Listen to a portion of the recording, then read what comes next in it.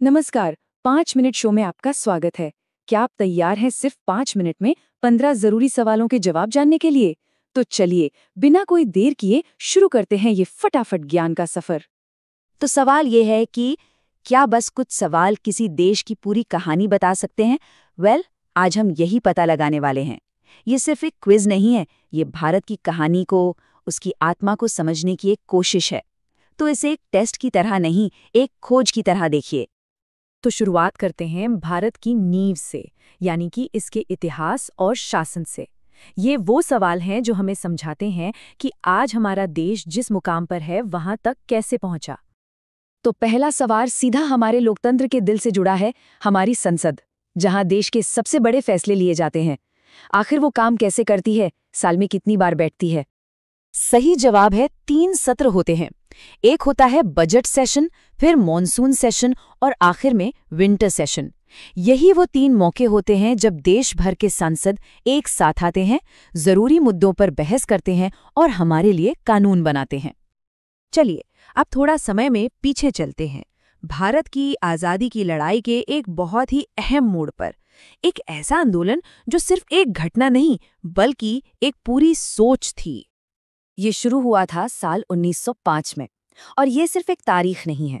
ये वो पल था जब मेड इन इंडिया यानी आत्मनिर्भरता की सोच ने पूरे देश में एक नई जान फूंक दी थी। इसने हमारी आज़ादी की लड़ाई को एक बिल्कुल नई दिशा दी। और पता है, आत्मनिर्भरता का यही आइडिया आज़ादी के बाद भी जारी रहा, खासकर हमारी आर्थिक योजनाओं में। तो सवाल ये है कि जो तीसरी पंचवर्षीय योजना थी, उसका मेन फोकस क्या था? इसका मुख्य उद्देश्य था आत्मनिर्भरता और राष्ट्रीय रक्षा। मतलब उस दौर में भारत का पूरा ध्यान अपनी इकोनॉमी और अपनी डिफेंस दोनों को मजबूत बनाने पर था, ताकि हम दुनिया के सामने मजबूती से खड़े हो सकें। चलिए अब इतिहास में थोड़ा और पीछे चलते हैं, और भी गहरा। भारत का इतिहास तो महान राजाओं और साम्राज्यों से भरा पड़ा है।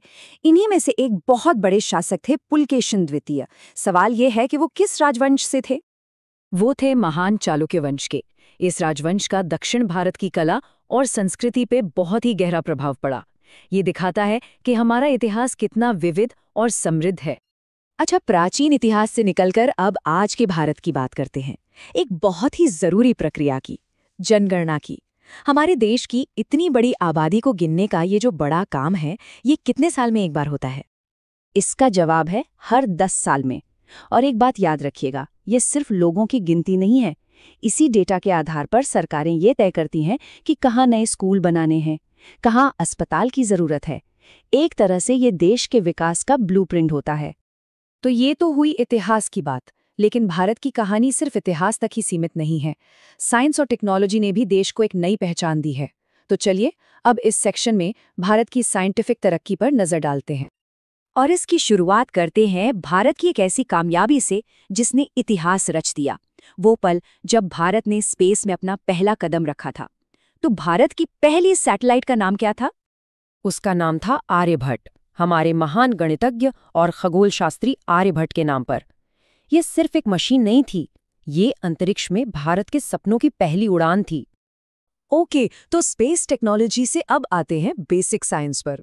एक सवाल एक ऐसे मेटल के बारे में है जो अपनी प्रॉपर्टीज की वजह से बहुत ही यूनिक है, हिंदी में जिसे पारा कहते हैं। वो कौन सा मेटल है? जी हाँ, ये है मर्क्यूरी, वही पारा जो थर्मामीटर में होता है। इसकी सबसे खास बात क्या है? ये रूम टेम्परेचर पर भी लिक्विड फॉर्म में रहता है, जो कि मेटल्स में बहुत ही रेयर है।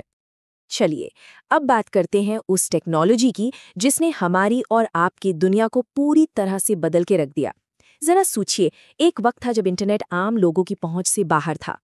लेकिन 1990 के दशक में सब कुछ बदल गया।